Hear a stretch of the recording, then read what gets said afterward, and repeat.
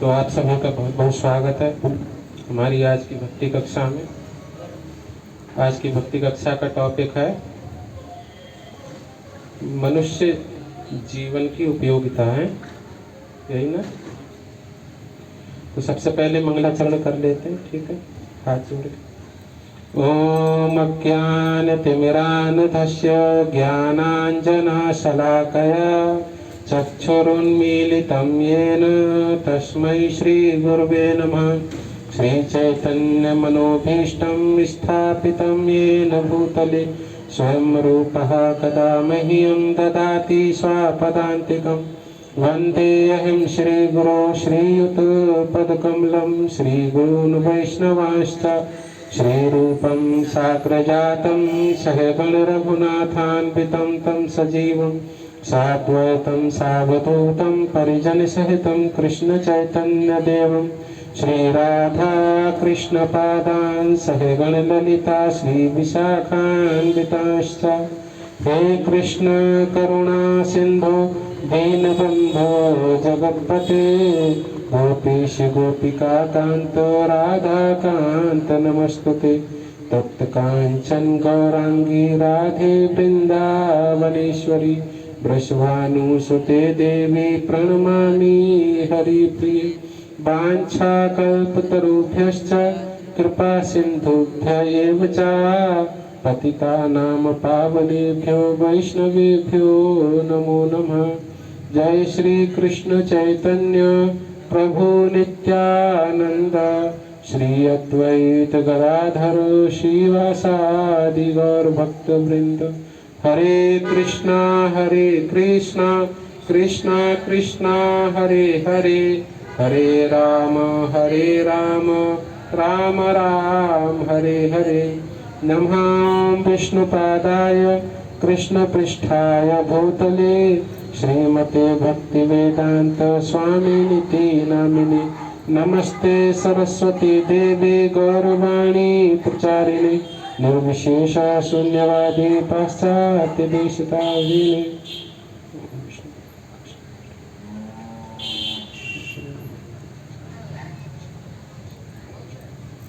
हरे कृष्णा।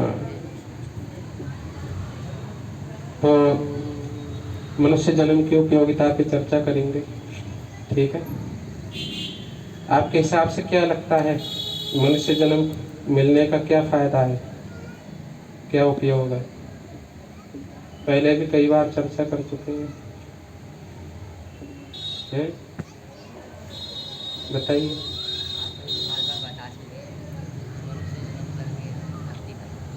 मनुष्य जन्म मिलने पर भक्ति करनी चाहिए। क्यों करनी चाहिए? क्योंकि हमारे पिछले जन्म के जो पाप होते हैं उन्हें नष्ट करने के लिए, पाप नष्ट करने के लिए भक्ति करनी चाहिए। मुक्ति पाने के लिए। हाँ, और जी एक और है, जन्म मृत्यु से, जन्म मृत्यु से मुक्ति पाने के लिए हमें भक्ति करनी चाहिए। बताइए माता जी।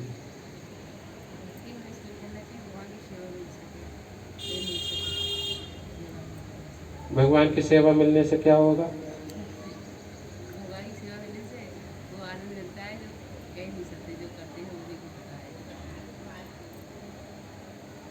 तो कई बार बताने के बावजूद भी जैसे आप लोग नहीं बता पाते हैं, तो उसका क्या रीजन है जानते हैं? आपको जो बताया गया आप या तो रिवाइज नहीं करते हैं उसको। कॉपी बनाई है तो किस लिए बनाई है? ताकि हम लोग रिवाइज कर सकें, है ना। उसको दोहरा सकें, भूल जाएं तो भूल जाएंगे तो फिर मनुष्य जन्म बेकार चला जाएगा। याद ही नहीं आएगा तभी भक्ति करनी है या क्यों करनी है ना। तो मनुष्य जन्म कुछ विशेष है अन्य योनियों की अपेक्षा, है ना। मैं एक छोटा सा उदाहरण देता हूँ। एक गांव का बहुत पैसे वाला व्यक्ति था। क्या पैसे वाला? इतना पैसे वाला था कि मर्सिडीज खरीद के लाया गांव में। क्या खरीद के लाया?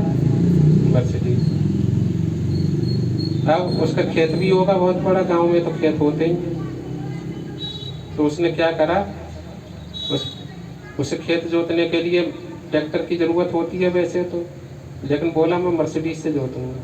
किससे? तो मर्सिडीज चलेगी खेत में?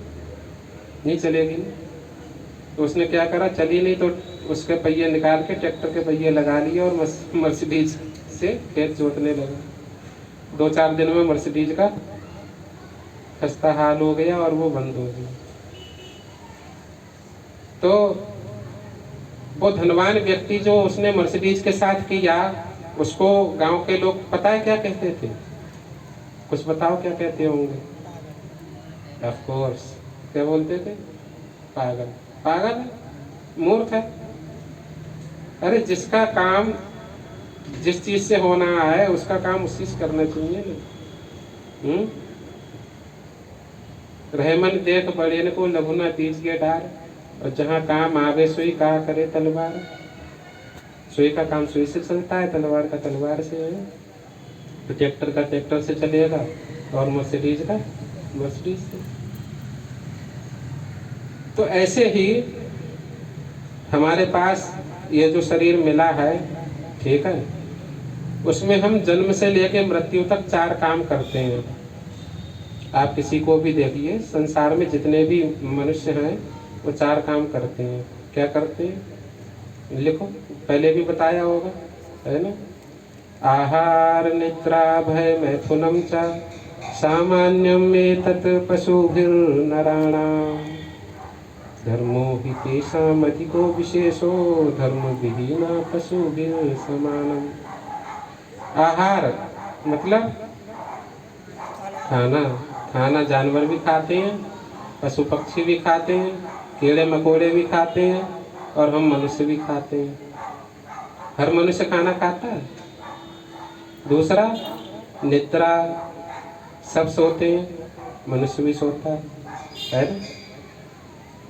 भय, भय से आत्मरक्षा करने की कोशिश करता है। भाई जानवरों को भी डर लगता है और मनुष्य को भी।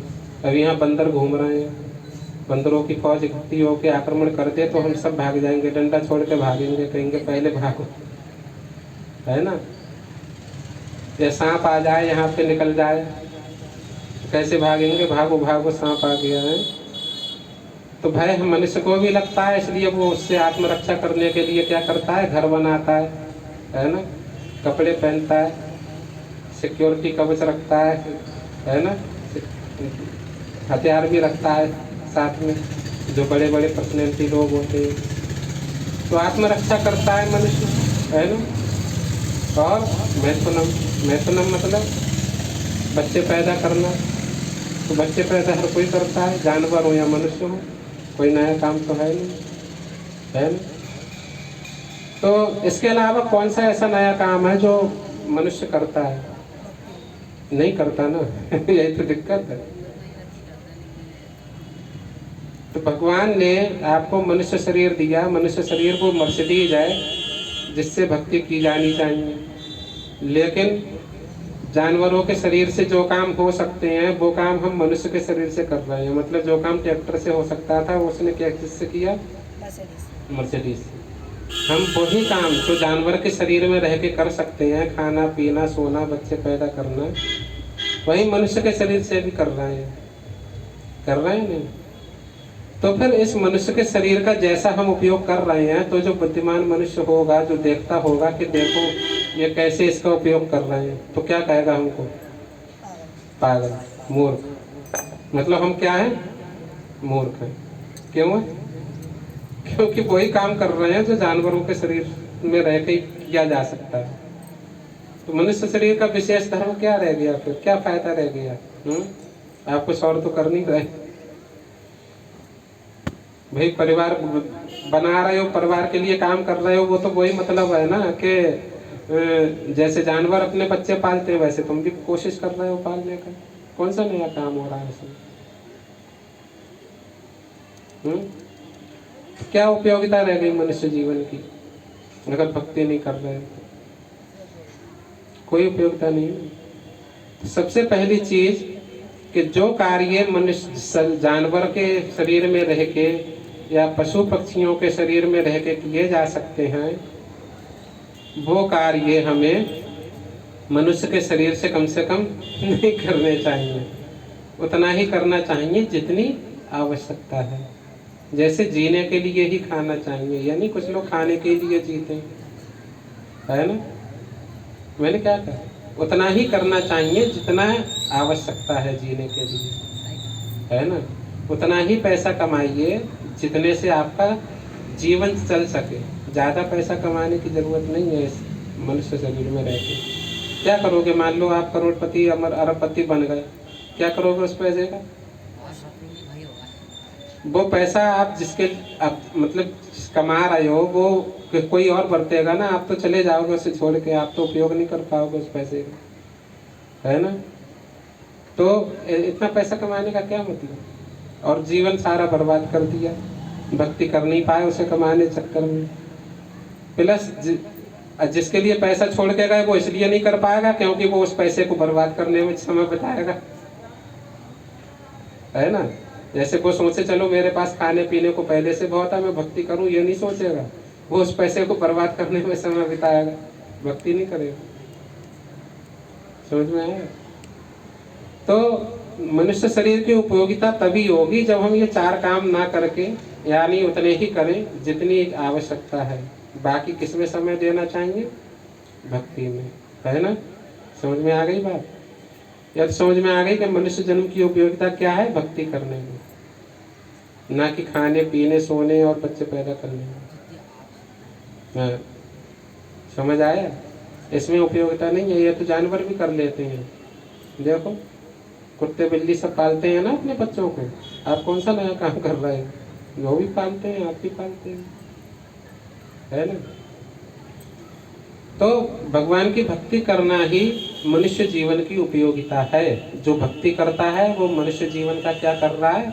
उपयोग, यानी सही उपयोग। बाकी सब क्या कर रहे हैं? दुरुपयोग, है ना। लेकिन भक्ति करनी क्यों चाहिए, यह प्रश्न पूछा था मैंने, है ना। ये तो समझ में आ गया कि मनुष्य जीवन में रह के हमें भक्ति करनी चाहिए। लेकिन करनी क्यों चाहिए? तो अलग अलग उत्तर आए कि मुक्ति पाने के लिए, और जन्म मृत्यु चक्कर से छुटकारा पाने के लिए, और क्या था?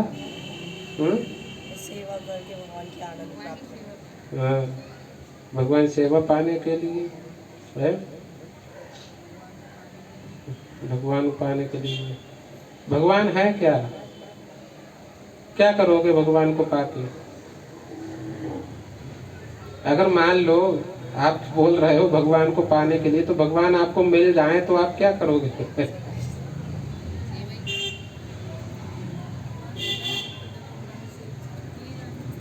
मतलब वही है, जन्म मृत्यु से छुटकारा पाने के लिए भक्ति करनी चाहिए, है ना। यही तो। मतलब भक्ति भी हम अपने स्वार्थ के लिए करते हैं। मुझे क्या पता, ये तो आप लोग बता रहे हैं, मैं तो आप लोगों से प्रश्न पूछ रहा हूँ ना। मैंने आपसे पूछा भक्ति क्यों करनी चाहिए, आपने बोला इसलिए, है ना। तो भक्ति क्यों करनी चाहिए? क्यों? जब तक ये पता नहीं होगा क्यों करें, तब तक आपको 10 लोग आएंगे और कहेंगे क्या जाते हो वहां पे, कुछ होता है, और आपका मन भटका के चले जाएंगे, और फिर आप आना छोड़ दोगे धीरे धीरे। क्योंकि जब तक हमें उद्देश्य पता नहीं होगा क्यों करना है, तब तक आपको भटकाने वाले लोग मिलेंगे। जब उद्देश्य क्लियर हो गया, बताएंगे। मेन चीज ये है ना कि हमारे जीवन में समस्याएं कैसे कैसे आती हैं। आपने केकड़े देखे? केकड़े अगर एक बाल्टी में रख दो उन्हें, तो उनमें से एक भी केकड़ा बाहर नहीं निकल पाएगा। पता है क्यों? क्योंकि एक केकड़ा जैसे ही ऊपर चढ़ने की कोशिश करेगा, दूसरा उसकी टांग खींच के नीचे कर देगा। तो ऐसे ही इस भौतिक संसार में सब केकड़े की जिंदगी जी रहे हैं, और कोई अगर एकाध मनुष्य उससे बाहर निकलने का प्रयास करता है तो दूसरा क्या करता है? टांग खींच के उसे फिर से नीचे गिरा देता है। तो यही इस भौतिक संसार में है कि मैं नहीं निकल पा रहा हूं तो तुम्हें क्यों निकलने दूं, है ना। वो आपको इस संसार में फंसाए रहेगा। वो कहेगा आके आपसे, कह रहे आप अपने परिवार को छोड़ के, बच्चों को छोड़ के कहाँ जाते हो कथा सुनने? उससे क्या भला होगा? उससे क्या भला होगा? और थोड़े दिन बाद आपको समझ में भी आएगा। 10 बार कहेगा ना, एक आध बार कहेगा तो सब नहीं पड़ेगा, लेकिन 10-12 बार कहेगा तो दिमाग में आएगी यार क्या रखा है, समय की बर्बादी तो वह 2 घंटे सुनने जाते हैं, क्या मिलता है वहां, कुछ नहीं। तो सबसे मुख्य चीज ये है कि हमें ये समझना चाहिए कि भक्ति क्यों करनी चाहिए, उद्देश्य क्या है भक्ति का, है ना। जैसे भगवान मिल भी जाए किसी को तो भगवान प्राप्त करने के लिए तो करेंगे क्या भगवान का, पहले समझना चाहिए ना भगवान है क्या, और क्यों करा जाना चाहिए, भगवान की प्राप्ति ही क्यों करनी चाहिए। तो मैंने कई बार बताया है कि भगवान आप किसे समझते हो, क्या है भगवान, जानते हो क्या है भगवान? भगवान के बारे में कोई नहीं जानता। इतनी भागवत कथाएं आप लोग सुनते हो फिर भी नहीं। याद है जब भगवद गीता का क्लास लेते थे आप, हम्म उसमें चौथे अध्याय में अर्जुन मतलब वो भगवान अर्जुन को बताते हैं चौथे अध्याय में। क्या बताते हैं? ये मतलब मैं ही, हाँ मैं ही हूँ सब कुछ, मतलब कृष्ण जी सब कुछ है ना, कृष्ण ही भगवान है। भगवान है क्या, मैं ये पूछ रहा हूँ। कृष्ण तो है भगवान, चलो मान लिया, तुम्हारे कहने से कोई दूसरा आएगा वो कहेगा शिव जी भगवान है, तीसरा आएगा कहेगा कि देवी जी भगवान है। भगवान है क्या आखिर वास्तव में? ये बड़ा घनचक्कर है। तो ध्यान से सुनो, भगवान की परिभाषा शास्त्रों में कई तरह से दी गई है, ठीक है। एक तो पाराशर मुनि ने भगवान की परिभाषा देते हुए बोला है कि जो सभी ऐश्वर्यों का स्वामी होता है। क्या? ऐश्वर्यों का स्वामी। ऐश्वर्य जानते हैं? 6 प्रकार के ऐश्वर्य होते हैं, यश, रूप, बल, ज्ञान, धन और वैराग्य। समझ में आया? यानी त्याग। कौन कौन से? यश, लिख लो, 6 वैराग्य, 6 तरह के ऐश्वर्य होते हैं, यश, रूप, धन, ज्ञान, बल और वैराग्य यानी त्याग। तो जो इन सभी ऐश्वर्यों में स्वामी हो, स्वामी मतलब मालिक, क्या लिखा? यश, रूप, धन, ज्ञान, बल, वैराग्य यानी त्याग। यानी समस्त के सब जितने भी ऐश्वर्य हैं, संसार के समस्त ऐश्वर्य, वो सबका स्वामी। तो उसे भगवान कहते हैं। यह परिभाषा पाराशर मुनि ने दी है, ठीक है। दूसरी, भगवान के बारे में बताया गया है शास्त्रों में। श्रील प्रभुपाद जी भगवद गीता के इंट्रोडक्शन में लिखते हैं, भूमिका में, कि आनंदो ब्रह्म, यानी वो ब्रह्म जो है वो आनंद है। क्या है? आनंद। यानी भगवान कौन है? आनंद है ना। ऐसे ही एक जगह उपनिषद में वर्णन आता है, रसो वै सहा, यानी वो रस है। रस का मतलब भी आनंद होता है। क्या? आनंद, वो रस है ना। और तुलसीदास जी भी रामचरितमानस में लिखते हैं, क्या लिखते हैं? जो आनंद सिंधु सुख राशि। क्या लिखते हैं? जो आनंद सिंधु सुख राशि, जो आनंद के समुद्र हैं, है ना। क्या है? आनंद के समुद्र हैं, है ना।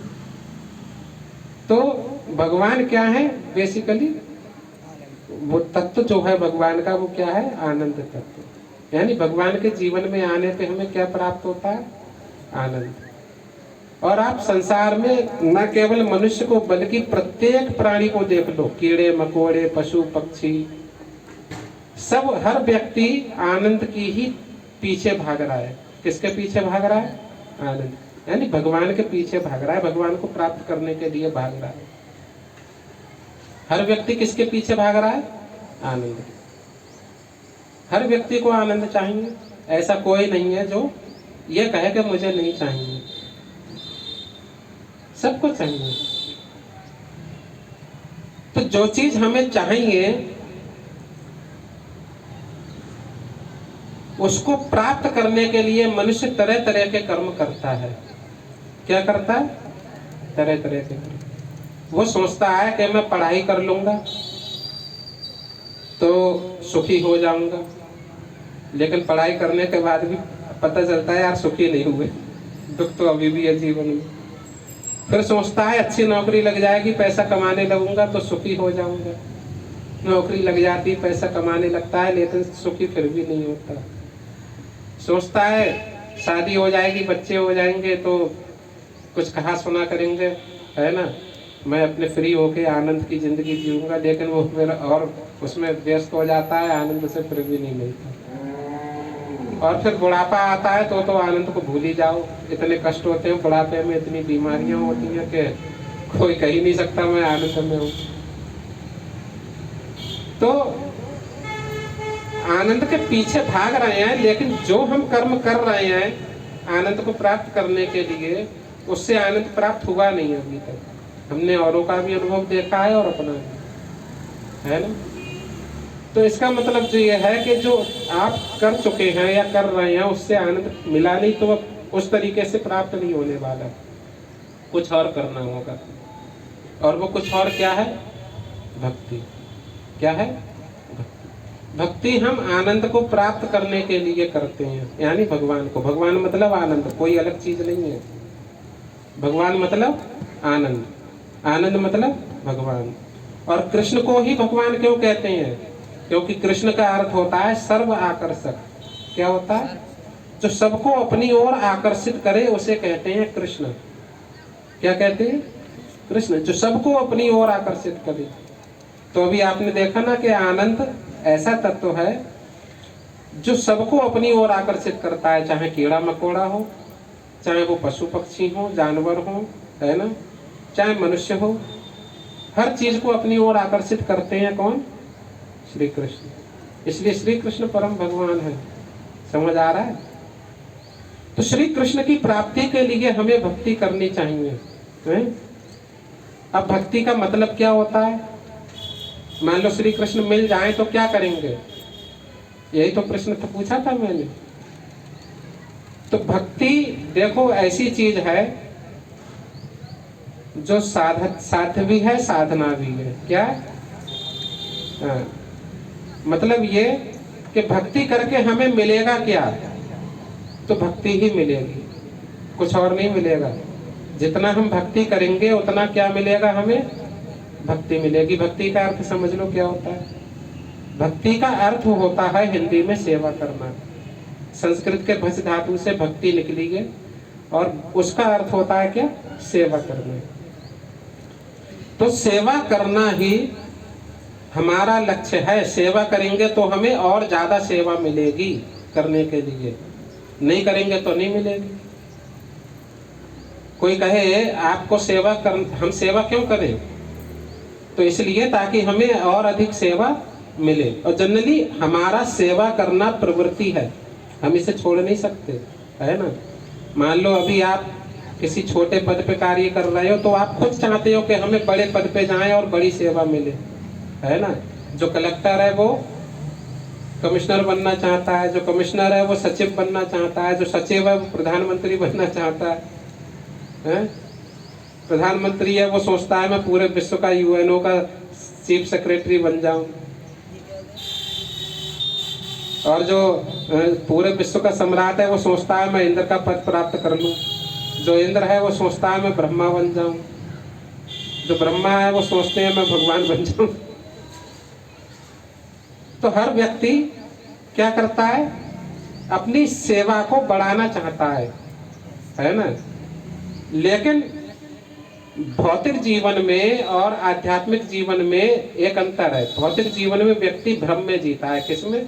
भ्रम में। वो इसलिए बड़ा पद नहीं चाहता है कि वो ज्यादा सेवा करेगा, वो इसलिए बड़ा पद चाहता है ताकि सब लोग मेरा हुक्म सुने। किस लिए चाहता है?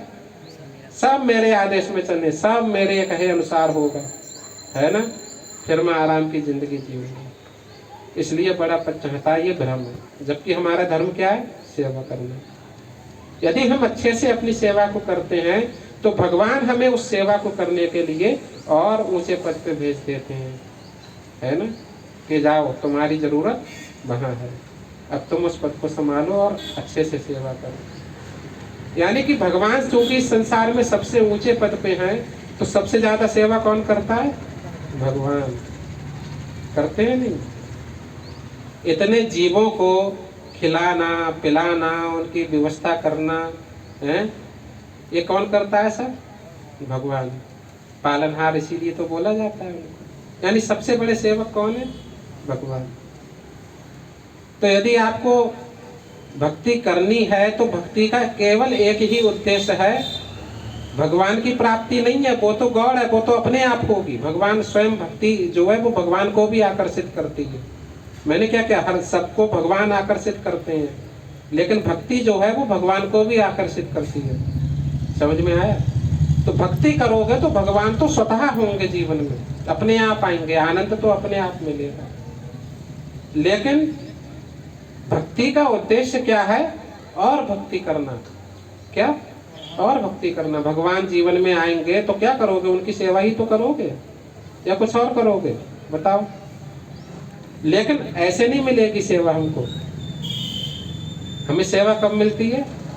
जब हम भगवान के जो प्रतिनिधि होते हैं, वैष्णव होते हैं, भक्त होते हैं, उनके कहे अनुसार सेवा करेंगे, तब हमें भगवान की सेवा प्राप्त होती है। अपने मन से नहीं होती सेवा, कि हमने अपने मन से अपने घर में ठाकुर जी ले आए और उनको उल्टा सीधा भोग लगाया, सुबह शाम आरती कर ली और सोच रहे हैं बहुत भक्ति कर रहे हैं। इसे भक्ति नहीं कहते। भक्ति का क्या अर्थ है? भक्ति का अर्थ है कि भगवान के जो भक्त हैं, क्योंकि भगवान आपको डायरेक्ट तो दिख नहीं रहा है या ना मिल रहा है जो आप सेवा कर लोगे, है ना। तो भगवान अपने भक्तों के लिए भेजते हैं इस संसार में, और आपको क्या करना है? भक्तों के अनुसार सेवा करनी चाहिए। भक्त बताएंगे देखो ठाकुर जी के लिए सेवा की जरूरत है, ये करो, तो आपको उस सेवा को सहज स्वीकार करना चाहिए। लेकिन जैसी हमें सेवा मिलती है तो हम तरह तरह के कल्पनाएं करने लगते हैं। हमारा मन बड़ा दुष्ट है, ये मन तरह तरह की कल्पनाएं करेगा, यार ये हम तो भक्ति करने आए थे और इन्होंने पता नहीं सेवा में लगा दिया, अब हम ये झाड़ू पोछा लगाने आए हैं। क्या हम ये झाड़ू पोछा लगाएंगे अब? अरे भाई तुम सेवा करने ही तो आए थे, भक्ति का अर्थ तो सेवा होता है ना। और जब तुम्हें सेवा दी गई तो तुम सोच रहे हो हम क्या झाड़ू पोछा लगाने आए थे, हम क्या खाना बनाने आए थे, प्रसादम बनाने आए थे। हम तो कथा सुनने आए थे आनंद के लिए, और कथा से हटा के कहाँ लगा दिया? सेवा में। तो सेवा आपको मिलेगी कहाँ से? जब आपके भाव ऐसे रहेंगे तो आनंद आपको आएगा कैसे भक्ति का? उसके लिए भाव चाहिए ना।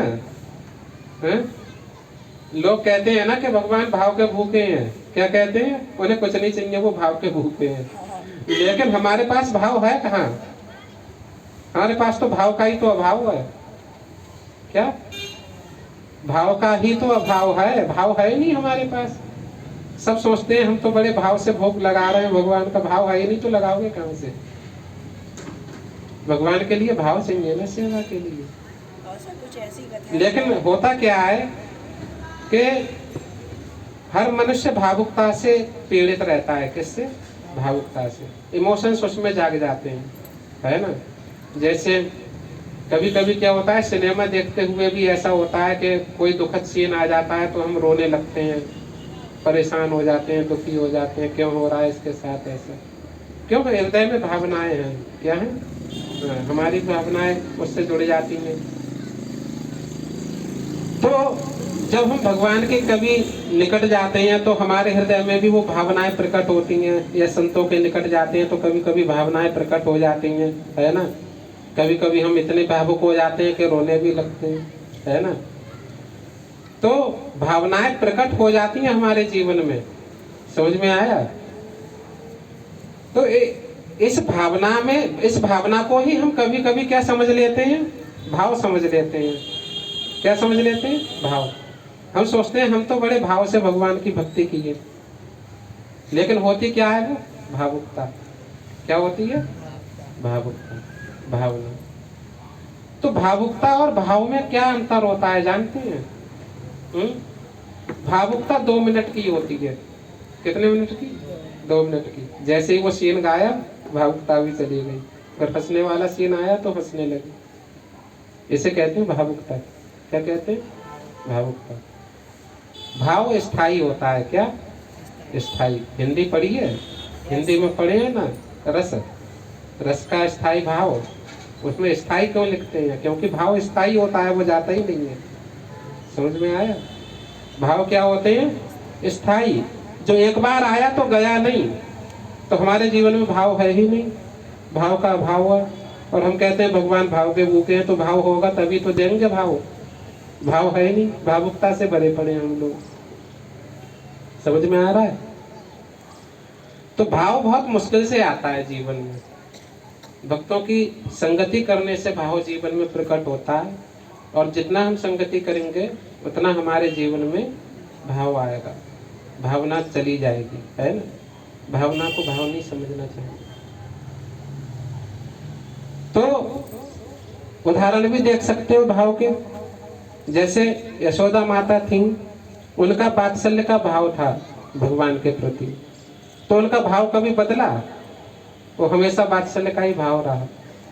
गोपियां थी, उनके जीवन में भगवान के प्रति श्रृंगार का भाव था, तो उनका भाव जीवन भर नहीं बदला। जो उनके सखा थे, उनके भगवान के प्रति मित्रता का भाव था, तो कभी भाव बदला? नहीं बदला। हनुमान जी महाराज थे, उनका श्री राम जी के प्रति कैसा भाव था? दासत्व का भाव था, उनका भाव कभी बदला? तो भाव स्थायी होता है। किसी भी भक्त के जीवन में आप अगर भाव को देखेंगे तो भाव कैसा होता है? स्थायी, है ना? लेकिन हमारे भाव क्या होते हैं?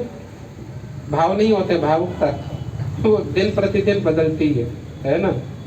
और केवल भावुकता ही नहीं बदलती है, भगवान भी बदलते हैं। क्या? हाँ, भगवान भी बदलते हैं। वरना जो भक्त होते हैं वो कभी भगवान के प्रति या अपने भाव को बदलते नहीं है ना? हमारे जीवन में भगवान भी बदलते हैं। कैसे? कि आज नवदुर्गा चालू हो गए तो देवी जी को भगवान मान के पूजा करने लगे, शिवरात्रि आ गई तो शिव जी को भगवान मान के पूजा करने लगे, जन्माष्टमी आ गई तो कृष्ण जी को भगवान मान के पूजा करने लगे। ऐसा नहीं होता है। भक्त के जीवन में जो भाव जिसके प्रति एक बार आ गया फिर वो भाव बदलता नहीं है ना? आप किसी भी भक्त को देखो, मीरा को देखो, मीरा ने कभी अपना भाव बदला? वो गिरधर गोपाल से प्रेम करती थी और पूरी जिंदगी उन्हीं से करते मर गई। उसने कभी शिव जी का नाम तक नहीं लिया, लिया देवी जी का नाम लिया? ये जो भाव होता है ना, ये इतना स्थायी होता है कि बार बार समझाने पर भी ये बदलता नहीं है।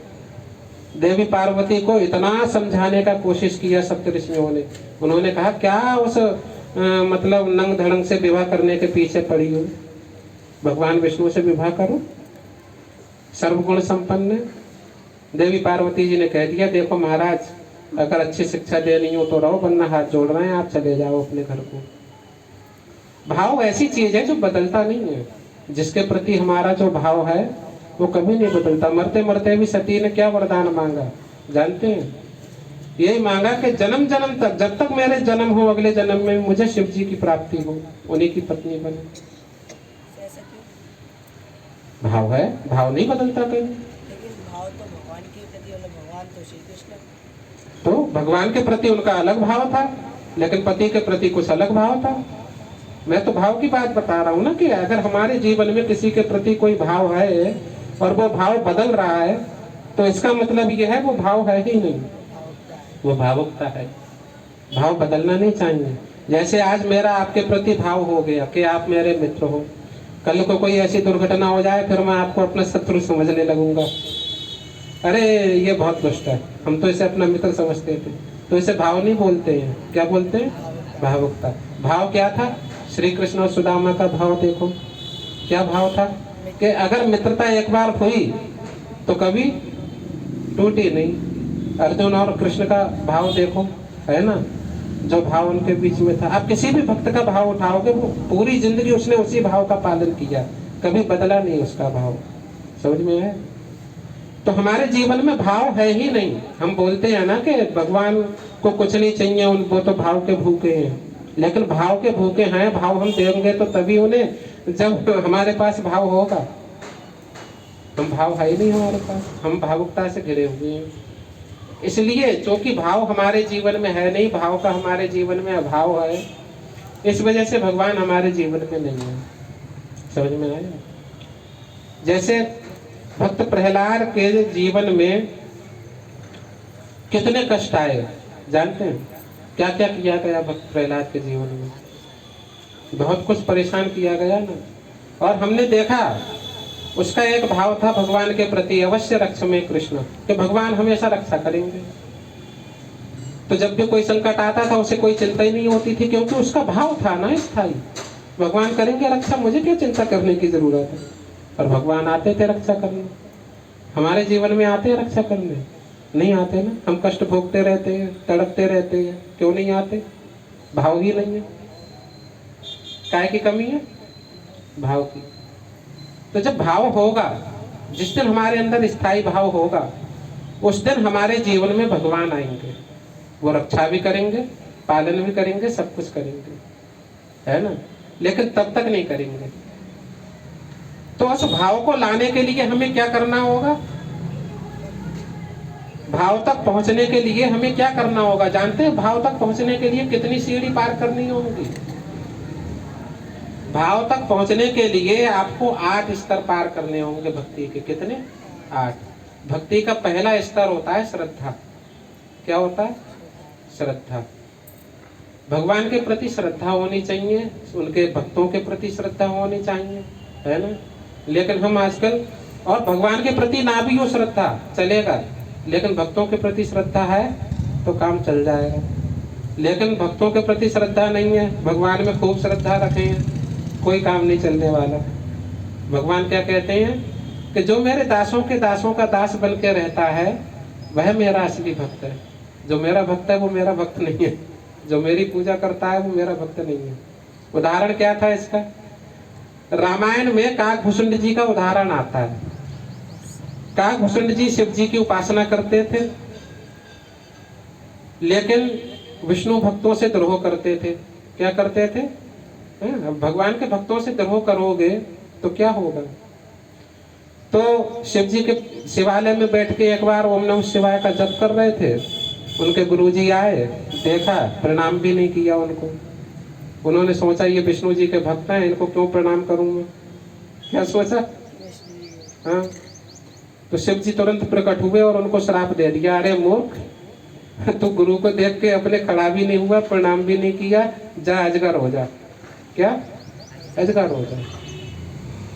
तो जीवन में भगवान के प्रति भाव नहीं है, कोई फर्क नहीं पड़ता। श्रद्धा नहीं है, कोई फर्क नहीं पड़ता। लेकिन भक्तों के प्रति श्रद्धा भाव होना चाहिए। क्या सिद्धांत है? भक्तों के प्रति श्रद्धा भाव होना चाहिए। लेकिन आजकल होता ये, हम भक्तों के प्रति कलमश रख लेते हैं मन में। क्या रख लेते हैं? ये तो ऐसा है। देखो, भक्त जो है भौतिक जीवन से ही आता है, इस संसार से निकल के, है ना। इसी संसार में प्रकट होता है, इसी संसार में बनता है। तो हमारी जो दृष्टि है वो दोष दृष्टि रहती है, और जो संत जन होते हैं उनकी कैसी दृष्टि रहती है? गुण दृष्टि, है ना। हम लोग क्या करते हैं? अच्छाई में भी दोष निकालने की कोशिश करेंगे। जैसे राम जी का चरित्र संसार में सबसे आदर्श माना जाता है ना। उनमें कोई अवगुण था नहीं, लेकिन देखने वाले ने फिर भी उनमें अवगुण देखा। और आज भी कई लोग राम जी में गलतियां निकालते हैं, कहते हैं उन्होंने सीता माता के साथ अन्याय किया। मतलब आप राम जी से ज्यादा बुद्धिमान हो गए हैं। या संतों में देखो गलतियां कैसे निकालते हैं। तुलसीदास जी इतने महान संत थे कि जिन्हें भगवान ने साक्षात दर्शन दिया, और उनमें क्या गलतियां निकालने? उन्होंने रामचरितमानस ही गलत लिखी है। ढोल गवाह शूद्र पसुनारी एक चौपाई को लेके कितना बवाल खड़ा किया। तो हमारी दृष्टि दोष दृष्टि होती है, हम भक्तों में कमियां ढूंढ लेते हैं। अरे ये तो ऐसा था, ये ऐसा है, ये तो मतलब पता नहीं कौन कौन से कर्म करके आया, भक्ति करने लगा, वही 900 मुँह से खाए बिल्ली हज को जाए, है ऐसा बोलते हैं। हमें भक्तों के प्रति दोष दृष्टि इसलिए नहीं रखनी चाहिए कि इस संसार में सभी लोग चोर हैं। ऐसा नहीं है कि जो भक्त बन गया वो पहले चोर नहीं था, वो भी चोर था बेचारा, वो क्या करे। लेकिन संतों के संग में आके वो भक्त बना।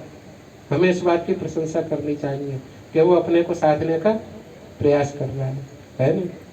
इसलिए दोष दृष्टि भूल के हमें गुण दृष्टि देखनी चाहिए, है ना, इसमें क्या गुण है, क्या अच्छाई है। तब भक्तों के प्रति श्रद्धा डेवलप होगी। क्या श्रद्धा विकसित होगी।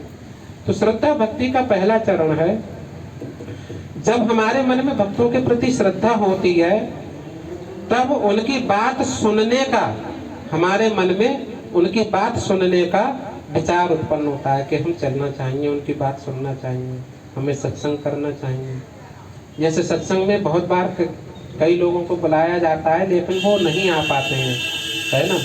उसका एक ही कारण होता है कि संतों में श्रद्धा नहीं होती है। क्या नहीं होती?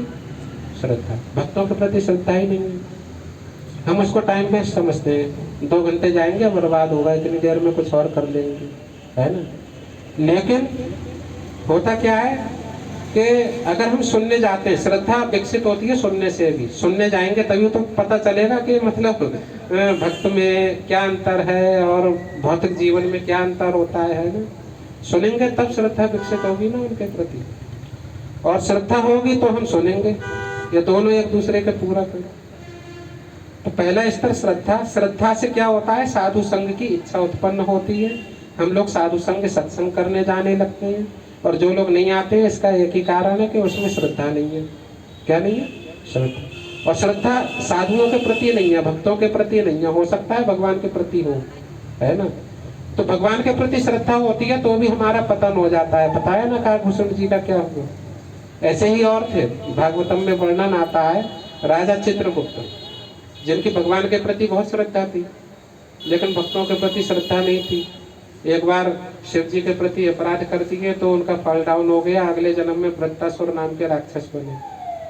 पतन हो जाता है। भगवान के में श्रद्धा रखते हुए भी, उनके भक्त होते हुए भी, यदि आपने किसी भक्त के प्रति अपराध किया, उसके बारे में इवन गलत सोचा तक, तो आपका क्या हो जाएगा? पतन। पतन का मतलब आप कष्टमय स्थिति में डाल दिए जाएंगे, है ना। और जीवन में जब कष्ट आता है फिर हमें समझ में आता है। तो जब वृत्तासुर राक्षस बना तब प्रार्थना कर रहा था, प्रभु आगे से मुझे अपना भक्त मत बनाना। क्या कह रहा है? अपना भक्त मत बनाना। आपका भक्त तो मत आई गिर गया नीचे, आगे से अपने भक्तों का भक्त बनाना। तो जीवन में हमारा जो श्रद्धा है वो भगवान के प्रति है, केवल भक्तों के प्रति नहीं है, तो ये भी घोर अपराध होता है।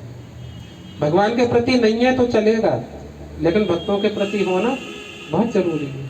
उनके प्रति दोष दृष्टि नहीं होनी चाहिए, है ना। तो भक्तों में श्रद्धा होनी चाहिए। श्रद्धा होने से हमें क्या होगा? उनको सुनने की इच्छा उत्पन्न होगी। और साधु श्रद्धा, पहला श्रद्धा, दूसरा साधु संग। साधु संग के बाद शुरू होती है भजन क्रिया। क्या? भजन क्रिया। जो हम बोलते हैं ना अभी हम, कि हम सुबह शाम तक भक्ति करते हैं, है ना, मन मन में नाम लेते रहते हैं भगवान का, और पूजा आरती करते हैं, सुबह उठ के शाम को भी करते हैं, रामायण भी पढ़ते हैं, भगवत भी पढ़ते हैं। ये कोई भक्ति नहीं होती। भक्ति की शुरुआत कब होती है? पहला स्तर है श्रद्धा, दूसरा है साधु संग। जब तक साधु संग में ही आप नहीं आ रहे हो, उनकी बात नहीं मान रहे हो, तब तक भक्ति की शुरुआत नहीं होती। बस तीसरा स्तर होता है भजन क्रिया। भजन क्रिया मतलब भक्ति की शुरुआत होगी तीसरे स्तर पे जाके, तब आप भजन करना शुरू करोगे, भक्ति करना शुरू करोगे। क्योंकि साधु आपको बताएगा कि करना क्या है, कैसे करना है। आपको नहीं पता भगवान की भक्ति कैसे की जाती है। कौन बताएगा? साधु। साधु आपको बताएगा कि भक्ति कैसे की जाती है। तब अगर आप उसकी बात मानोगे तो आपके जीवन में भजन क्रिया शुरू हो जाएगी, मतलब भक्ति का पालन करना शुरू हो जाएगा। और नहीं मानोगे तो आप फिर उसी स्थिति में लौट जाओगे जहाँ से आए हो, है ना, गर्त में। तो भजन क्रिया जब शुरू होगी तो भजन क्रिया करने से क्या होता है? चौथा स्तर आता है अनर्थ निवृत्ति। क्या? अनर्थ निवृत्ति। हमारे अंदर बहुत सारे अनर्थ हैं। अनर्थ मतलब जो हमें कष्टमय स्थिति में डालते हैं। क्या क्या अनर्थ हैं? हम काम वासनाओं से पीड़ित रहते हैं, हमारी बहुत सारी इच्छाएं रहती हैं, ये मिल जाए, वो मिल जाए, ऐसा हो जाए, वैसा हो जाए। ये एक अनर्थ है। हमें जीवन में केवल एक ही इच्छा करनी चाहिए, कैसे हम भगवान को प्रसन्न कर पाए, कैसे हम भक्तों को प्रसन्न कर पाए। सर जैसे जितनी प्राचीन कथा है ना आपने देखी है ना मैंने देखी है, तो हम कैसे माने कि क्या कहते हैं आप जो कह रहे हो वो सच है, जो प्राचीन कथा है? इस बात को मैं कई बार बता चुका हूँ कि जो प्राचीन कथाएं हैं, ठीक है, ऐसा आपको लगता है कि ये झूठ है, ठीक है, तो सत्य के जानने के लिए कई सारे प्रमाण होते हैं, है ना। उसमें से एक होता है वैज्ञानिक प्रमाण। मैं बता रहा हूँ विज्ञान क्या करता है। आपको एक कथन दिया गया है, आप उस कथन पे प्रैक्टिकल करेंगे और प्रैक्टिकल में अगर एक ही रिजल्ट बार बार आता है तो वो क्या बन जाता है, सिद्धांत। तो जो मैंने आपको बताया आप उसे करके देखो, करने पे अगर परिणाम ना मिले तो कहिएगा कि यार झूठ बोलते हैं, और परिणाम अगर मिल रहा है तो इसका मतलब क्या है, सत्य है ना। तो हम कोई भी चीज कैसे जानते हैं, परिणाम के तहत, है ना। जब परिणाम हमारे जीवन में आ रहा है, रिजल्ट आ रहा है, मान लो हमने पानी पिया और हमारी प्यास बुझ रही है, तो फिर हम क्यों नहीं माने वो पानी है, फिर कोई जरूरत पड़ेगी जानने की। अगर आप भक्ति करोगे और जीवन में आनंद आ रहा है, दुख कम हो रहे हैं, तो इसका मतलब क्या है, आप भक्ति सही कर रहे हो, जो हम बता रहे हैं वो सही है। नहीं मिल रहा है तो इसका मतलब आप कहीं त्रुटि कर रहे हो, है ना। प्रैक्टिकल सही से करो, तो कोई और तरीका नहीं है। आप भक्ति करोगे, आपको आनंद आएगा, खुद पता चल जाएगा आपको कि हम सही कर रहे हैं या गलत कर रहे हैं, है ना। क्योंकि सर हमने जैसे कि और लोगों से कुछ और कथा सुनी होती है और आप लोगों से कुछ और कथा सुनी होती है, इसीलिए कथाओं पे मत जाओ, ठीक है। शास्त्रों में जो लिखा है वो बहुत सोच समझ के लिखा है, और जो हमारे ऋषि मुनि थे वो बहुत वैज्ञानिक तरीके से लिख के गए, है ना। आज का विज्ञान भी वहां नहीं पहुंच पा रहा है जो हमारे ऋषि मुनि वर्षों पहले लिख के चले गए। उन्होंने बहुत रिसर्च करके लिखा। आज के वैज्ञानिक को यह नहीं पता कि मतलब कितने ब्रह्मांड हैं, और हमारे मतलब 5000 वर्ष पूर्व जब भगवान श्री कृष्ण इस धराधाम पर थे, तब भगवान ने मल्टीवर्स की कॉन्सेप्ट दे दिया था कि अनंत ब्रह्मांड तैर रहे हैं इस संसार में, है ना। बोला था ना, कहाँ बोला था, जब ब्रह्म विमोहन लीला हुआ था, ब्रह्मा जी ने मतलब सारे ग्वाल बालों को, बछड़ों को चुरा लिया था, तो कृष्ण जी ने क्या करा, सब ग्वाल बालों और बछड़ों का रूप बना लिया, है ना। और 1 साल तक स्वयं ग्वाल बाल और बछड़े बन के लीला करते रहे। ब्रह्मा जी ने देखा कि मैंने सबको चुरा लिया था, फिर भी ये मतलब देखें क्या हो रहा है पृथ्वी पर। देखा तो अरे ये क्या लीला है, ये सब तो पृथ्वी पे भी है यहाँ भी। तो आके जब भगवान से क्षमा मांगते हैं तो वहां पे एक ब्रह्मा नहीं आता, हजारों ब्रह्मांडों के कई ब्रह्मा आ जाते हैं, और ब्रह्मा जी देख के डर जाते हैं, कहते हैं ये क्या, मैं तो सोचता था एक ही ब्रह्मा हूँ। तो भगवान बताते हैं उनको कि तुम्हारा मतलब एक अकेला ये ब्रह्मांड है जिसके तुम अकेले के ब्रह्मा हो केवल। तुम्हारे जैसे पता नहीं लाखों करोड़ों ब्रह्मा हैं इस संसार में, लाखों विष्णु हैं, लाखों शिवजी हैं, अकेले शिवजी नहीं है। जितने ब्रह्मांड उतने शिवजी, जितने ब्रह्मांड उतने ब्रह्मा, जितने ब्रह्मांड उतने विष्णु। समझ में आया। केवल भगवान ही अकेले हैं जो एक है, और समस्त ब्रह्मांड उनसे उद्भूत हो रहे हैं। समझ में आया। तो हमें इसलिए विश्वास करना चाहिए कि जो चीज वैज्ञानिकों को अब पता चली आके, वो 5000 वर्ष पूर्व हमारे ऋषि मुनियों ने लिख दी है, तो ये कैसे मिथ हो सकता है ना। तो मैं क्या बता रहा था, अनर्थ निवृत्ति के बारे में, है ना, कि जब हम भजन क्रिया करेंगे, जब हमारे जीवन में भक्ति की शुरुआत होगी, तब हमारे जीवन से अनर्थ खत्म होंगे धीरे धीरे। इच्छाएं समाप्त होंगी, लोभ समाप्त होगा, क्रोध समाप्त होगा, है ना। अभी हम लालच में फंसे हैं, क्रोध में फंसे हैं, अहंकार में फंसे हैं, बहुत जल्दी गुस्सा आ जाता है, मान सम्मान प्रतिष्ठा में फंसे हैं, कोई हमको बुरा कह दिया तो लड़ने को तैयार हो जाते हैं, है ना। तो इन सब चीजों में मद मत्सर में फंसे हैं, मतलब एक दूसरे से ईर्ष्या करना, द्वेष करना, राग रखना, है ना। कोई अच्छा बोल दिया तो हमारा हितैषी हो गया, किसी ने हमारे खिलाफ बोल दिया तो दुश्मन हो गया। तो ये सब चीजें क्या हैं, अनर्थ हैं हमारे जीवन के। क्या है, अनर्थ। और इन्हीं अनर्थों के कारण हमारे जीवन में सारे दुख आते हैं। अगर ये अनर्थ ना हो तो हमारे जीवन में कोई भी दुख ना हो, क्योंकि हम कर्म के किससे प्रेरित होकर करते हैं ना, अनर्थों से प्रेरित होकर। किसी ने हमको कुछ कह दिया, गुस्सा आ गया तो लड़ पड़े, लड़ोगे तो क्या होगा, दुख होगा या सुख होगा। दुख होगा ना। घर में कलेश होता है, क्यों होता है? इसीलिए तो होता है। तो जितने भी दुख हैं हमारे शरीर, मतलब इस शरीर से जुड़े हुए, समाज से जुड़े हुए, सारे खत्म हो जाते हैं जब ये अनर्थ हमारे भीतर से जाते हैं। तो बस बस बस खुश रहो। तो अनर्थ हमारे भीतर से कब खत्म होंगे? जब हम भक्ति चालू करते हैं। जब तक हम भजन क्रिया चालू नहीं करेंगे तब तक हमारे भीतर से अनर्थ नहीं जाएंगे। हम खुद को ऐसा ही समझते रहेंगे कि हम तो बहुत अच्छे हैं, गलती दूसरे की है, हम में कोई अवगुण नहीं है, दूसरे में दोष है ना। लेकिन हमारे भीतर ये अनर्थ होते हैं और हर कोई जानता है कि हमें भी गुस्सा आता है, हमें भी लालच भरा हुआ है, हमारे अंदर भी राग द्वेष पाया जाता है ना। तो ये क्रिया खत्म होगी जब हम भक्ति शुरू करेंगे। तो 4 स्तर हो गए। पहला श्रद्धा, भक्तों में श्रद्धा रखनी चाहिए। दूसरा उनका संग करना चाहिए, सत्संग में हमेशा जाना चाहिए। चाहे हमारे यहाँ तो कहावत कही गई है कि मतलब 1000 काम छोड़ के भोजन करो, लाखों काम छोड़ के स्नान करो, करोड़ों काम छोड़ के सत्संग करो, कथा करो। समझ में आया? तो कथा सुनने तो इतना इम्पोर्टेंट बताया गया है कि घर में आग लगी हो तो भी कथा सुनने जरूर जाओ, आग बाद में बुझा लेना।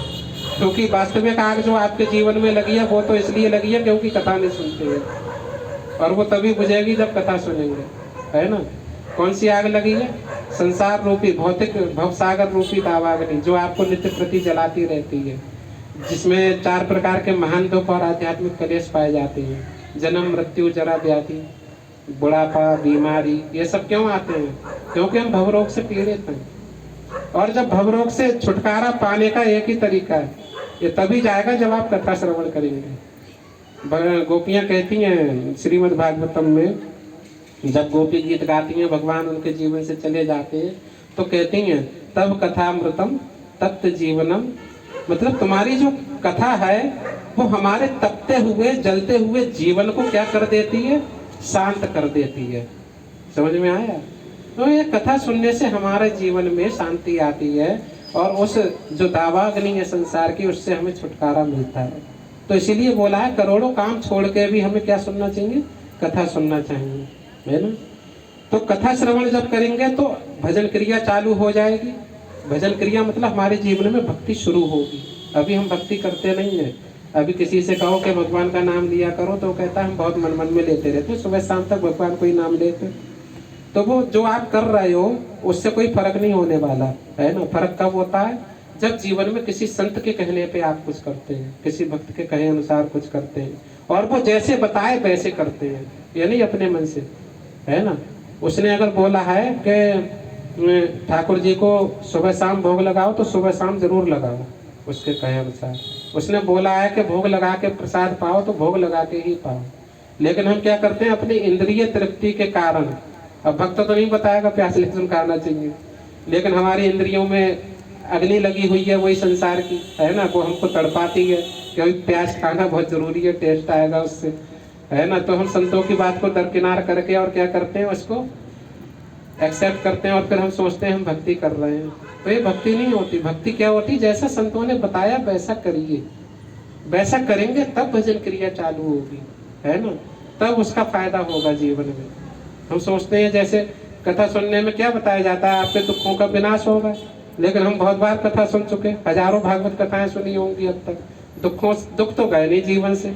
इसका रीजन क्या है कि हम हमेशा त्रुटि करते हैं, बात ही नहीं मानते, जैसा बताया जाता वैसा करते नहीं हैं, अपने मन से कार्य करते हैं और फिर अंत में पता है क्या होता है इसका परिणाम? भक्त और भगवान के प्रति हमारे मन में अविश्वास उत्पन्न होता है। अरे ना भगवान है ना भक्त, ये सब ऐसे ही बोलते रहते हैं और फिर अपराध करते हैं, है ना। तो इस प्रकार से जीवन में क्या होता है, जैसा बताया जाए अगर आप वैसा करने लगे तो आपकी भजन क्रिया चालू होगी। आपके भजन क्रिया चालू होने से अंदर के अनर्थ नष्ट होंगे और अनर्थ नष्ट होने से श्रद्धा, साधु संग, भजन क्रिया, अनर्थ निवृत्ति, तब आपके प्रति निष्ठा आती है। भगवान के प्रति क्या आती है? निष्ठा। मतलब तब आपके अंदर भाव आने की शुरुआत होती है। जिसे हम कहते हैं ना भगवान भाव के भूखे हैं, तो भाव कब शुरू होता है? चौथे स्तर से शुरुआत होती है, निष्ठा से। अब ये सारी चीजें आपके अंदर घटेंगी। अभी तक जो 4 चीजें थी वो बाहर थी। क्या थी? बाहर। श्रद्धा जो थी, ठीक है, वो मन की वस्तु है, ठीक है, मन में श्रद्धा होनी चाहिए। सत्संग आप करने जाएंगे तो शरीर से जाएंगे, है ना, कानों से सुनेंगे, है ना, मन से सुनेंगे, है ना। ये सूक्ष्म शरीर की बात थी और स्थूल शरीर की। अनर्थ निवृत्ति, अनर्थ जितने हैं वो हमारे मन में होते हैं, यह भी मन की बात है ना। और भजन क्रिया वो भी मन और शरीर से की जाती है। अब निष्ठा, निष्ठा से हमारा भाव शुरू होता है। निष्ठा का मतलब होता है कि अब हम उस चीज के प्रति स्थायी भाव में आने लगे हैं। अब हमारी निष्ठा हो गई है उसके प्रति। अब कोई हमको हटाना चाहेगा उस पद से तो हम हटेंगे नहीं। कोई आके कह देगा कि कहाँ जाते हो, ये सत्संग सुनने बेकार की बातें हैं, तो फिर हम उससे कहेंगे भाई आपके लिए हो सकती है, मेरे लिए नहीं है, मैं जाऊंगा, है ना। तो इसे कहते हैं निष्ठा, कि जब हमें ये समझ में आ जाए कि हाँ हमारा कल्याण इसमें है और इससे हमें फायदा हो रहा है ना, तो निष्ठा डेवलप होती है। मतलब हटना नहीं उस मार्ग से। अब जो कर रहे हैं उसमें आपको आनंद आने लगेगा, है ना। निष्ठा के बाद रुचि। रुचि का मतलब क्या होता है, वो चीज अच्छी लगने लगेगी। निष्ठा तक अच्छी नहीं लगती ज्यादा, बस ड्यूटी और कर्तव्य समझ के करते रहते हैं, है ना। जैसे अभी क्या है, भगवान की सेवा करने को या किसी को कहा जाए तो अपना कर्तव्य समझ के करते हैं कि आरती करना अपना कर्तव्य है तो कर रहे हैं, हमारे बाप दादा ने भी की तो हम भी कर रहे हैं। लेकिन प्रेम नहीं है उसमें। क्या प्रेम नहीं है, रुचि नहीं है। रुचि का मतलब होता है जिस चीज के प्रति हमारी रुचि होती है उसे हम बिना कहे भी करते हैं, है ना, हमेशा मन उसी में लगा रहेगा, है ना। तो रुचि डेवलप होती है निष्ठा के बाद, और रुचि के बाद आती है आसक्ति। आसक्ति मतलब फिर लगाव हो जाता है भगवान से। क्या हो जाता है, लगाव। इतना लगाव हो जाएगा कि आप उनको छोड़ के नहीं जाओगे कहीं, है ना। मीरा अपने गिरधर गोपाल को साथ ले गई थी, है ना। ऐसे ही आप भी अपने जहाँ जाओगे उनको साथ ले जाओगे। अभी भी आपने देखा होगा बहुत लोग लड्डू गोपाल को साथ में लिए घूमते हैं, तो इसका मतलब ये नहीं है उनमें आसक्ति है, तो भावुकता के कारण या दिखावे के कारण लेके घूमते हैं। क्योंकि लक्षण होते हैं ना आसक्ति के, अपने आसक्ति के लक्षण होते हैं कि आसक्ति आपको किसमें, अपने पुत्र में होती है। आप अपने पुत्र का कितना ख्याल रखते हो बताओ। कहीं भी ले जाओगे वो छोटा होगा तो कितना केयर से रखते हो, लेकिन ठाकुर जी जो लेके जाते हैं वो केयर से रखते हैं। कैसे भी दब रहे हैं, कुछ रहे हैं, उठा रहे हैं, इधर रख दिया उधर रख दिया, है ना। किसी को दिखाने के लिए फिर उसको संभाल के रख लिया, तब तक वो किधर पड़े हैं कैसे पड़े हैं कोई नहीं देखता, है ना। तो आसक्ति का मतलब होता है कि अपना खाएंगे तो पहले उसकी याद आएगी, अरे वो भी भूखा है पहले उसे खिलाएंगे। कभी माँ खाती है फिर बच्चे को छोड़े, नहीं खाती ना, क्योंकि आसक्ति है उसके बच्चे के प्रति। तो ऐसे ही हमारी भगवान के प्रति क्या हो जाती है, आसक्ति। जब तक आसक्ति नहीं होती तब तक हम इतने अच्छे से केयर नहीं करते भगवान की। केयर तभी करते हैं जब हमारे मन में उनके प्रति आसक्ति यानी लगाव उत्पन्न हो जाता है।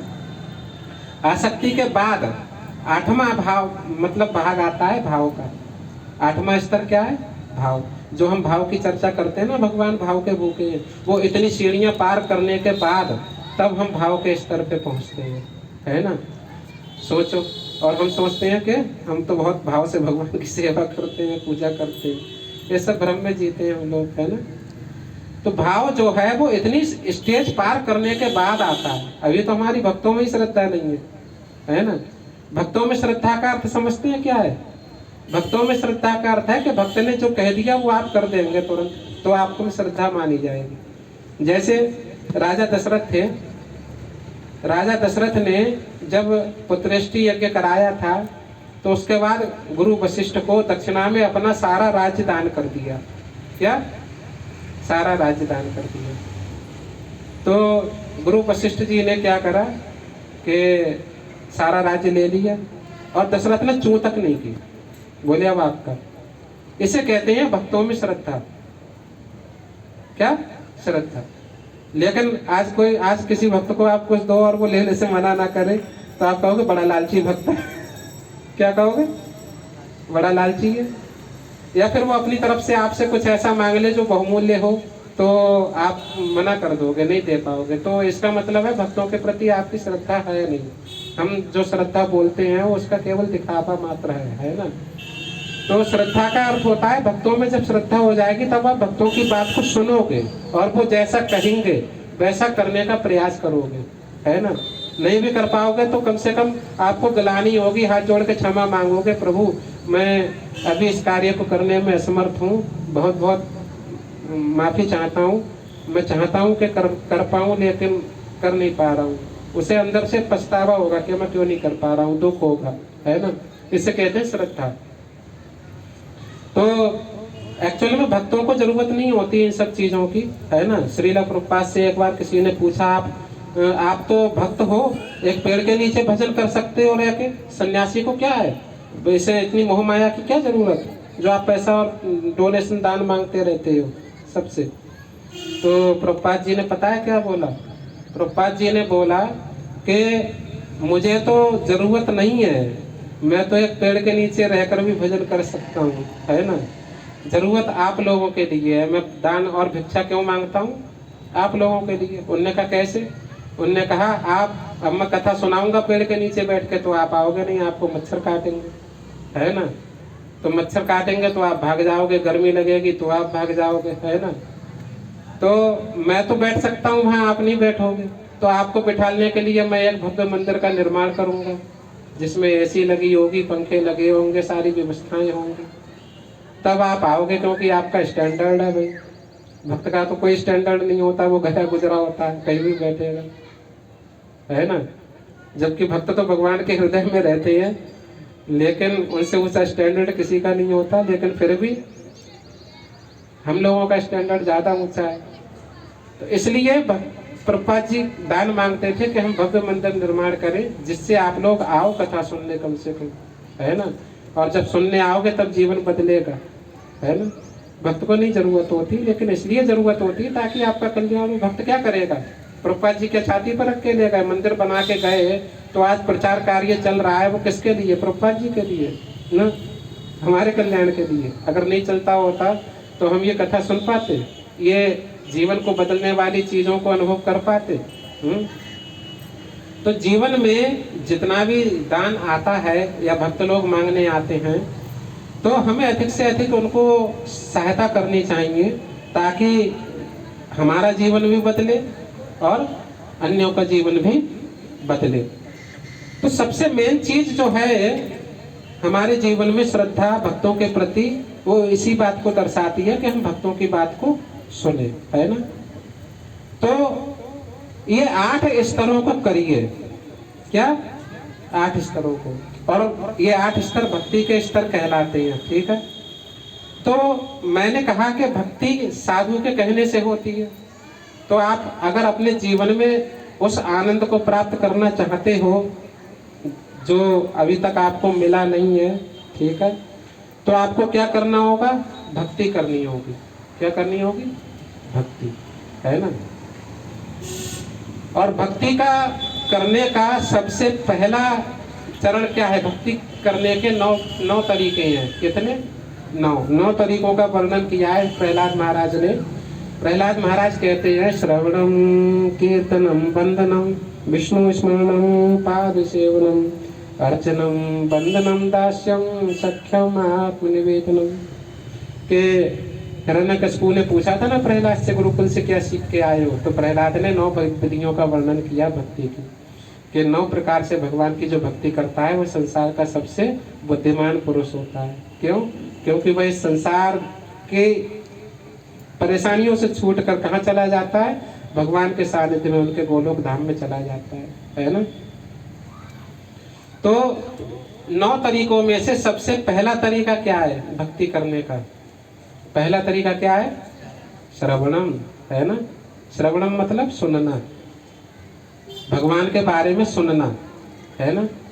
लेकिन किससे सुनना, इसमें बड़ा सावधान रहना चाहिए। यानी हर किसी से सुन लिया, टीवी पे बहुत सारे कथावाचक आते हैं, सबकी कथा सुनोगे तो बेड़ा गर्क हो जाएगा। क्यों, क्योंकि सबको ज्ञान नहीं होता वास्तविक। ऐसे लोग भी होते हैं जो स्वयं घोषित गुरु होते हैं। स्वयं घोषित गुरु का मतलब होता है कि जो कभी किसी गुरु से शिक्षा दीक्षा नहीं ली है और अपने आप को ही गुरु मान के बैठे हैं।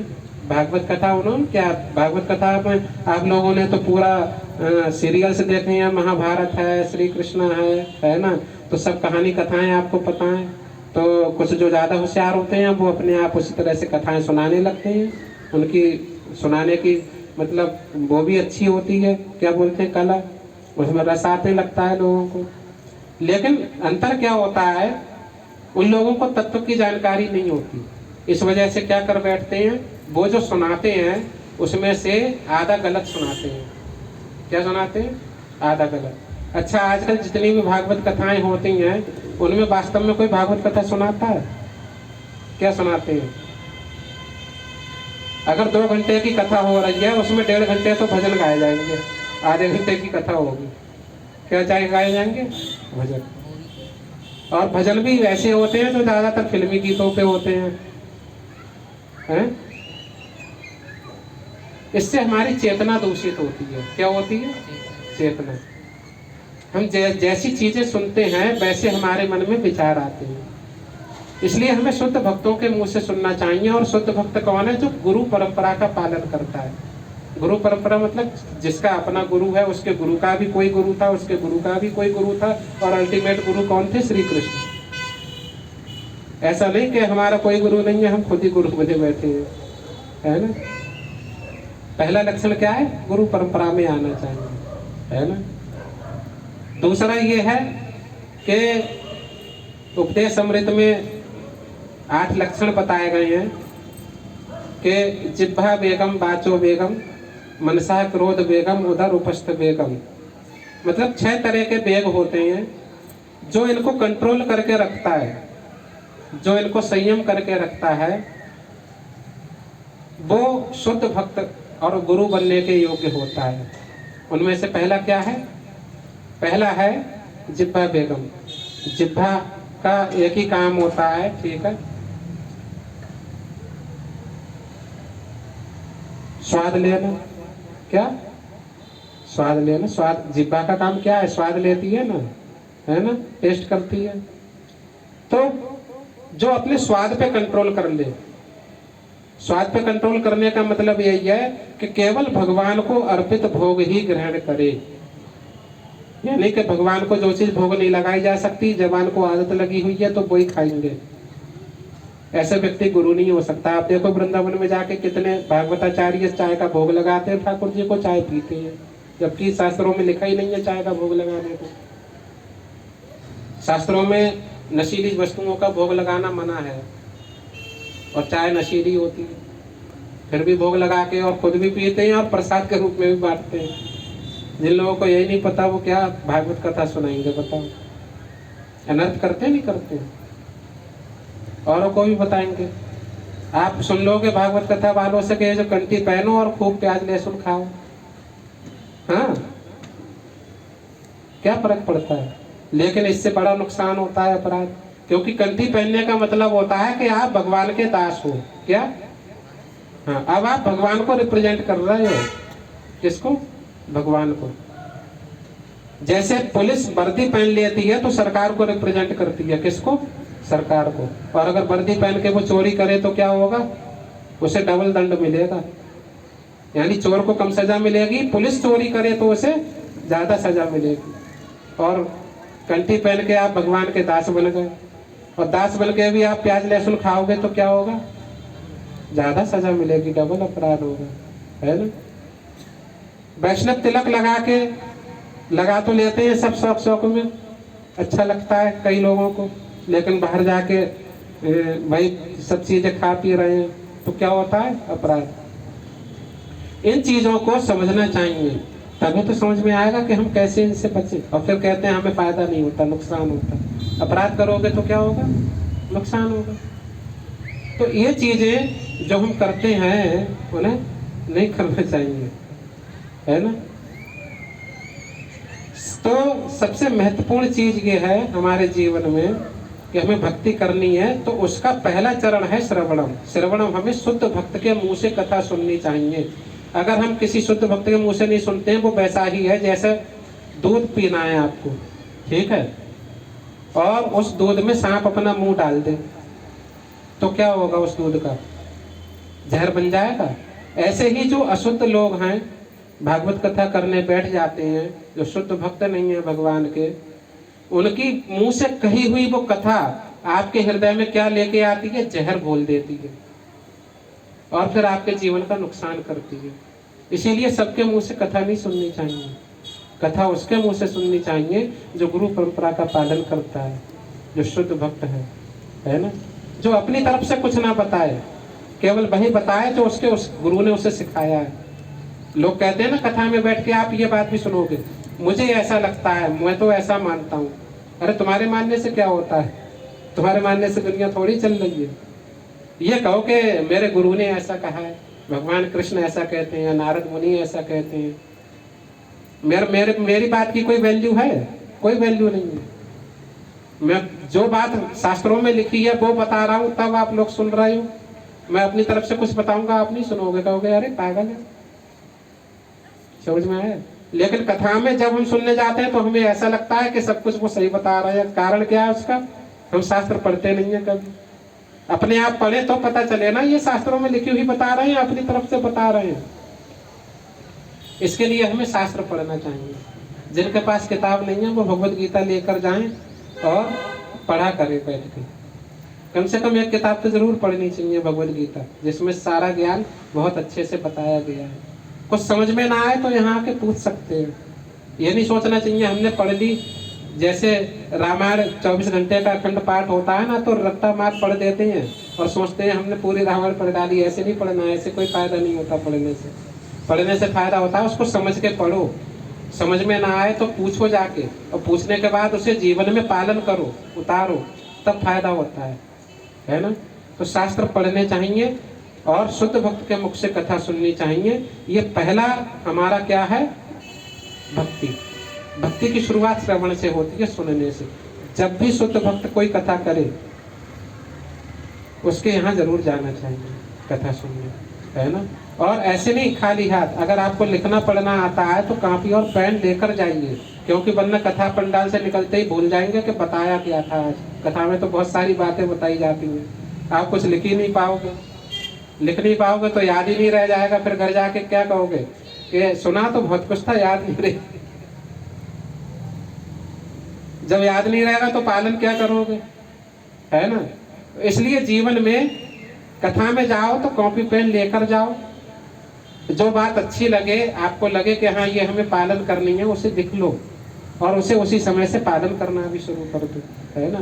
जैसे आपने सुना कथा में कि हमें झूठ नहीं बोलना चाहिए, तो आप लिख लो। आपको अगर अच्छा लगा कि हम आज से झूठ नहीं बोलेंगे तो आप प्रयास करो कि आज से हम झूठ ना बोलें, है ना। आपको अगर अच्छा लगा कि हमें क्रोध नहीं करना चाहिए तो हमें क्रोध नहीं करना चाहिए, उस दिन से पालन करना शुरू करो, है ना। नहीं कर पा रहे हो तो पूछो आके कि कैसे होगा, है ना। फिर उसका रास्ता मिलेगा कैसे होगा। ये नहीं हो पा रहा है तो हम छोड़ देते हैं, पूछने भी नहीं जाते हैं। बीमारी सही नहीं होती है तो डॉक्टर के पास दोबारा जाते हैं ना कि सही नहीं हो रही है, कुछ तो कमी होगी। तो ऐसे हमें गुरु के पास जाना चाहिए पूछने कि हमने ऐसे प्रयास किया था लेकिन हम पालन कर नहीं पाए, क्या कारण है ना। तो जाओगे पूछोगे तो उसका समाधान गुरुजी बताएंगे, है ना। श्रवण से हमारी भक्ति की शुरुआत होती है। तो ये मैं ज्यादा बातें नहीं बता रहा हूँ, ये एक ही बात बता रहा हूँ अभी महत्वपूर्ण, कि पहले आपके जीवन में क्या आना चाहिए? श्रवण। शुद्ध भक्तों के मुंह से आप सुनना शुरू कीजिए, बाकी काम मत कीजिए, क्योंकि 10 बातें बताऊंगा आप एक भी नहीं कर पाओगे। जब भी कथा हो, कथा के लिए बुलाया जाए, आप आइए और ध्यान से सुनिए। सुनने के बाद जो अच्छा लगे उसे पालन कीजिए, है ना। श्रवणम पहला काम है, सुनना, है ना। सबका नहीं सुनना, केवल उसका सुनना है जो गुरु परंपरा का पालन करता है ना। इससे आपके जीवन में बदलाव आएगा। क्या आएगा? बदलाव। आपका जीवन कष्टमय स्थिति से निकल के आनंदमय स्थिति में पहुंचेगा। और ये ऐसा नहीं है कि कोई कहा सुनी वाली बात है। हमने उन लोगों को देखा है, हमारे गुरु महाराज हैं, 70-75 वर्ष की उम्र है उनकी, और उन्हें 2 लोग पकड़ के अभी सीढ़ियों पे चढ़ाते हैं, उन पे ज़्यादा चल नहीं मिलता है, और 2 बार उनका ऑपरेशन भी हो चुका है, हार्ट का, एंजियोप्लास्टी। तो उसके बावजूद भी जब वो कीर्तन करते हैं, आप देखो कितना एनर्जेटिक कीर्तन करते हैं, लगता नहीं है उस समय कि हाँ कोई कष्ट है उनके शरीर में। हिजोलीनाथ जयपताका स्वामी महाराज हैं मायापुर में, पूरा शरीर विकलांग है उनका, लेकिन क्या जबरदस्त कीर्तन करते हैं। वाह, आप देखोगे तब पता चलेगा ना कि जीवन में जो कष्ट आप झेल रहे हो वो कष्ट वो उन कष्टों से परे हो गए, उनके जीवन में वो कष्ट है ही नहीं। कैसे समझेंगे इस स्थिति को? ऐसे कि एक सड़क है, उस सड़क पे बहुत गड्ढे हैं, क्या गड्ढे, आप उस पे गाड़ी लेके जा रहे हो तो आपको गड्ढों का एहसास होगा, है ना। लेकिन एक व्यक्ति हवाई जहाज से उसी सड़क के ऊपर चल रहा है, उसे गड्ढों का एहसास होगा नहीं। तो हमें लगता है कि वो उसी शरीर में है, ठीक है, और उनको कष्ट है, विकलांग है या ऐसे है, लेकिन वो हवाई जहाज की स्थिति पे उड़ रहे हैं, उन्हें उसका एहसास नहीं होता कष्ट का। लेकिन हम लोग क्या है, उस कष्ट को झेलते हैं और दुख से परेशान होते हैं। निकलना चाहते हो तो भक्ति करो, नहीं निकलना चाहते हो तो जैसी आपकी इच्छा। भगवान भी अर्जुन को पूरा गीता ज्ञान देने के बाद में क्या बोले, यथा इच्छसी तथा कुरु, जैसे तुम्हारी इच्छा हो वैसा करो। जबरदस्ती तो कोई किसी से कर नहीं सकता। तो वो अर्जुन था, अर्जुन ने क्या उत्तर दिया इस बात का? अर्जुन ने कहा करिष्ये वचनम तव, कि जैसा आप कहेंगे वैसा ही करूंगा, और कुछ क्यों करूंगा। क्या बोला अर्जुन? जैसा आपने कहा है वैसा ही करूंगा। इतना ज्ञान मिलने के बाद भी अगर मैं कुछ और करूं तो मुझसे बड़ा बेवकूफ कौन है ना। तो हम लोगों को अर्जुन बनना चाहिए और यह नहीं सोचना चाहिए कि अभी तक हमने जो किया भक्ति भाव या जो भी पूजा पाठ की उसका हमें कोई फल नहीं मिला। उसका फल यही है कि आप यहाँ तक आ गए। क्या है? आप यहाँ तक आ गए। यहाँ तक आए हो तो बताए हुए नियम अनुसार कथा श्रवण करोगे तो फिर आप लोगों को परिणाम की प्राप्ति होगी, इच्छित अभीष्ट फल की प्राप्ति होगी। और श्रवण करने के लिए मैं तो यहाँ जन्माष्टमी बाद आऊँगा लौट के, है ना, तब यहाँ दोबारा शुरू होगी कथा। लेकिन आपसे अनुरोध है कि हर रविवार को इस्कॉन मंदिर जरूर जाया करें। बाकी मंदिरों में तो सब पता नहीं क्या होता है कथा के नाम पे, है ना। तो इस्कॉन मंदिर जाया करिए, वहाँ भक्तों के मुख से सुना करिए और पूछा करिए कि हमें क्या पालन करना चाहिए, है ना। करेंगे तो आप लोगों को जीवन में बदलाव आएगा, ठीक है। तो इस कथा को यहीं विश्राम करते हैं। हरे कृष्ण। आप सबका बहुत बहुत धन्यवाद। किसी का कोई प्रश्न हो तो पूछ सकते हैं।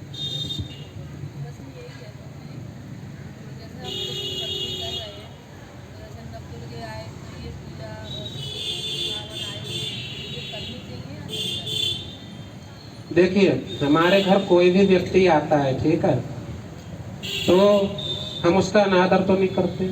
हमारे यहाँ तो सिद्धांत है अतिथि देवो भव का। तो ये जो त्योहार आते हैं ये अतिथि के रूप में आते हैं और फिर चले जाते हैं, है ना। तो अतिथि 2-4 दिन आता है, घर में चला आता है, जब तक आए तब तक सत्कार कीजिए। हम कब मना कर रहे हैं मत कीजिए, है ना, करिए। लेकिन ये नहीं है कि अब हमने जो भाव भगवान के प्रति डेवलप किया है वो भाव ही बदल दें। मैंने क्या बताया, हमें अपना भाव नहीं बदलना चाहिए। आप किसी भी भक्त का भाव देख लो, जिसने भगवान के प्रति भाव विकसित किया उसने कभी बदला नहीं। तुलसीदास जी थे, उन्होंने देखो गणेश जी की वंदना लिखी। आप भी करो, हमने नहीं कहा कि मत करो। उन्होंने क्या लिखा गणेश वंदना में के मांगत तुलसीदास कर जोरे, बसहि राम सिगे मानस मोरे, कि मेरे हृदय में सीता राम जी का वास हो। वो ये नहीं कह रहे गणेश जी तुम भी भगवान हो, तुम मेरे हृदय में आके बस जाओ। क्या कह रहे हैं? मेरे हृदय में श्री सीता राम जी का वास हो। ये मांगा उन्होंने, है ना। शिव जी क्या मांग रहे हैं भगवान से? भक्ति सदा सत्संग। भगवान से अपनी भक्ति मांग रहे हैं, है ना, सत्संग मांग रहे हैं। तो हमें महाजनों की बातों को मानना चाहिए। शिव जी महापुरुष हैं, महाजन हैं और परम वैष्णवों में आते हैं। भगवान के सबसे बड़े भक्तों में शिव जी हैं। हाँ, हम अगर आप देवी उपासना करते हैं, उनके मंदिर में जाइए, उनसे प्रार्थना कीजिए कि हमें भगवान की भक्ति में लगाइए, हम पे कृपा कीजिए, है ना, हम भगवान की सेवा कर सकें। है ना। आप शिवरात्रि पे जाइए, जल चढ़ाने, शिव जी से मांगिए कि जैसे आप भगवान की भक्ति करते हैं वैसे हमें उनकी भक्ति में लगाइए, प्रेरित कीजिए, है ना। तो आपका हाँ, तो आपका भाव बना रहेगा, किसी का अनादर भी नहीं होगा, सबकी पूजा हो, है ना। समझ में आ गया। तो हमारा भाव नहीं बदलना चाहिए, बस भाव भगवान के प्रति रखिए, सबका सादर सत्कार कीजिए, यही जीवन की जीने की विधि है, भक्ति करने की विधि है ना। और कुछ